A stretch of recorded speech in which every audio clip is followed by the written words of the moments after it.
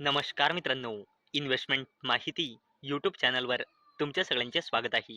तर मित्रांनो, आजच्या व्हिडिओमध्ये आपण असे अपडेट बघणार आहोत ज्यांच्यावर आपले फोकस असायला पाहिजे येणाऱ्या म्हणजे अपकमिंग वीकमध्ये. तर चला व्हिडिओ स्टार्ट करूया. तर मित्रांनो, तसा तर नॉर्मली आपला मार्केट 5 दिवस ओपन राहतो. सोमवार, मंगळवार, बुधवार, गुरुवार आणि शुक्रवार. परंतु मित्रांनो, येणाऱ्या या गुरुवारी आपला मार्केट बंद राहणार आहे. या गुरुवारी 25 डिसेंबर 2025 ला आपला मार्केट क्रिसमसच्या निमित्ताने बंद राहणार आहे. म्हणजे या अपकमिंग वीकमध्ये आपला मार्केट 4 दिवस ओपन राहणार आहे आणि 1 दिवस क्रिसमसच्या निमित्ताने आपला शेअर मार्केट बंद राहणार आहे. तसेच मित्रांनो, येणाऱ्या वीकमध्ये म्हणजे येणाऱ्या अपकमिंग वीकमध्ये आपले फोकस असायला पाहिजे BSEच्या काही इंडेक्सवर.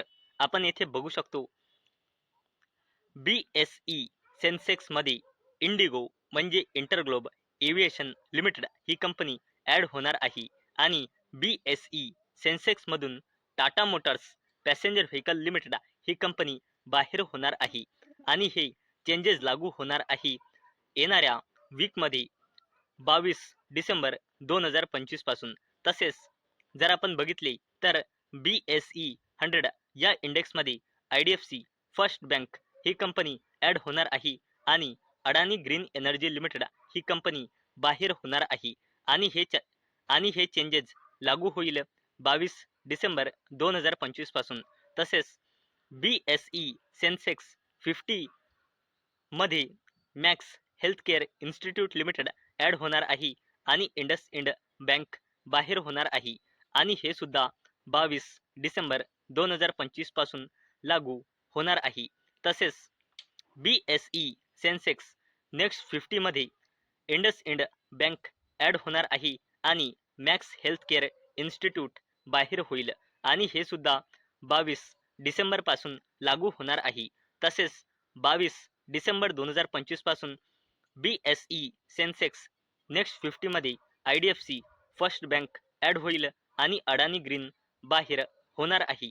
तसेच मित्रांनो, BSE बँकेक्समध्ये Canara Bank, AU Small Finance Bank, Punjab National Bank आणि युनियन बँक ऑफ इंडिया या 4 बँक ॲड होणार आहे आणि हे चेंजेस लागू होईल 26 डिसेंबर 2025 पासून. म्हणून मित्रांनो, BSE इंडेक्ससाठी या 22 डिसेंबर आणि 26 डिसेंबर या 2 डेट इम्पॉर्टंट राहणार आहे. तसेच मित्रांनो, येणाऱ्या वीकमध्ये आपल्याला US म्हणजे अमेरिकेचा GDP म्हणजे ग्रॉस डोमेस्टिक प्रोडक्टचा डेटा पाहायला मिळणार आहे 23 डिसेंबर 2025 ला. आणि मित्रांनो, इथे अपेक्षा आहे तो येईल 3.2% आणि ॲक्च्युअलमध्ये USचा GDPचा डेटा किती येईल हे तर आपल्याला 23 डिसेंबर 2025 लाच पाहायला मिळणार आहे.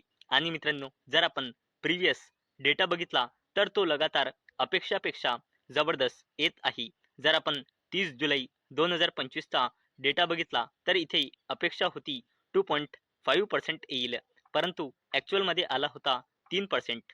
तसेच 28 ऑगस्ट 2025 ला अपेक्षा होती 3% GDPचा डेटा येईल अमेरिकेचा, परंतु ॲक्च्युअलमध्ये आला होता 3.3%. तसेच 25 सप्टेंबर 2025 ला अपेक्षा होता की USचा GDP येईल 3.3% आणि ॲक्च्युअलमध्ये आला होता 3.8%. म्हणजे मित्रांनो, प्रिव्हियसचा डेटा जर आपण बघितला तर तो लगातार अपेक्षापेक्षा चांगला येत आहे आणि यावेळेस देखील अपेक्षापेक्षा चांगला येईल की नाही हे आपल्याला 23 डिसेंबर 2025 ला पाहायला मिळणार आहे. म्हणून मित्रांनो, 23 डिसेंबर 2025 या डेटला देखील फोकस मध्ये ठेवायची. तसेच मित्रांनो, येणाऱ्या वीकमध्ये एक मेन बोर्ड IPO आणि 10 SME IPOज सबस्क्रिप्शनसाठी ओपन होणार आहे येणाऱ्या वीकमध्ये. म्हणजे 22 डिसेंबर ते 26 डिसेंबर या येणाऱ्या वीकमध्ये हे IPO सबस्क्रिप्शनसाठी ओपन होणार आहे. तर मित्रांनो, तो एक मेन बोर्ड आहे Gujarat kidney and super speciality या कंपनीचा.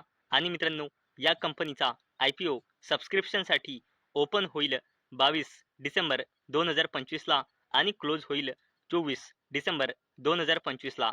आणि मित्रांनो, या कंपनीने प्राइस रेंज फिक्स केली आहे 108 ते 114 रुपये पर शेअर. आणि मित्रांनो, या कंपनीचा IPO राहील टोटल 250.80 कोटी रुपयांचा.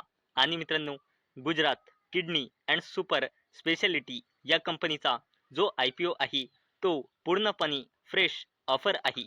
म्हणजे या कंपनीने फ्रेश शेअर इश्यू केले आहे.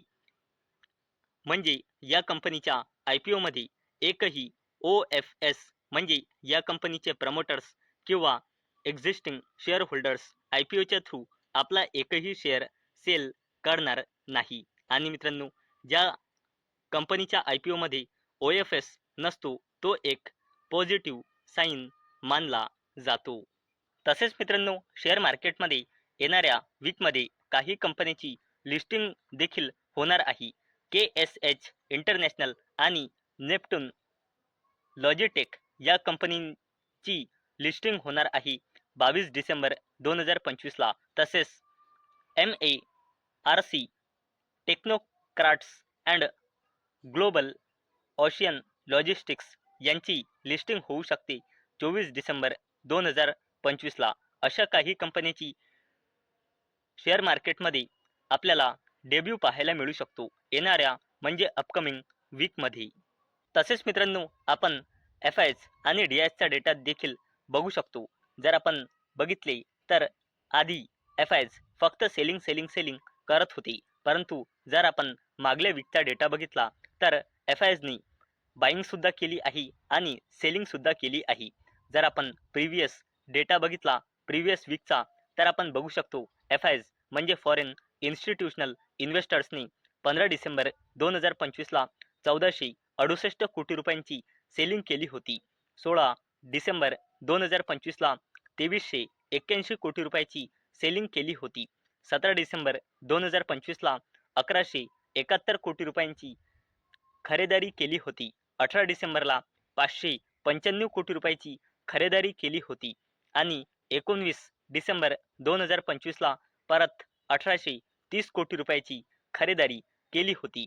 आणि मित्रांनो, दुसऱ्याकडे DIs म्हणजे डोमेस्टिक इन्स्टिट्यूशनल इन्व्हेस्टर्स आपल्या मार्केटला सपोर्ट देण्यासाठी लगातार खरेदारी करत आहे. DIsने 15 डिसेंबर 2025 ला 1792 कोटी रुपयांची खरेदारी केली होती. 16 डिसेंबर 2025 ला 1077 कोटी रुपयाची खरेदारी केली होती. 17 डिसेंबरला 768 कोटी रुपयाची खरेदारी केली होती. 18 डिसेंबर 2025 ला 2700 कोटी रुपयाची खरेदारी केली होती आणि 19 डिसेंबर 2025 ला 5722 कोटी रुपयाची खरेदारी डोमेस्टिक इन्स्टिट्यूशनल इन्व्हेस्टर्सने केली होती. तर मित्रांनो, आजच्या व्हिडिओमध्ये आपण येणाऱ्या म्हणजे अपकमिंग वीकच्या मोस्ट इम्पॉर्टंट अपडेट बघितले आहे, ज्यावर आपले फोकस असायला पाहिजे. तर मित्रांनो, मला अपेक्षा आहे आजचा आपला व्हिडिओ तुम्हाला इन्फॉर्मेटिव्ह वाटला असेल.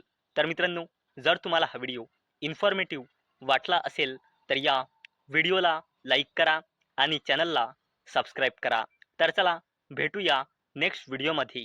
तोपर्यंत टाटा, बाय बाय.